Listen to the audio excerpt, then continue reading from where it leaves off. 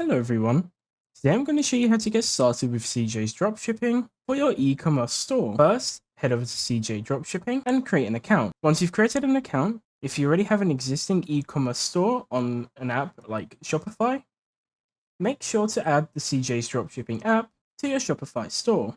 Now, when you head over to CJ's Dropshipping, you can search through different products that you may want to sell. Let's say, for example, if I want to sell clothing and I want to sell this hoodie, all I need to do is click on add to my products. From here, I can head over to the my products section and I can click on list.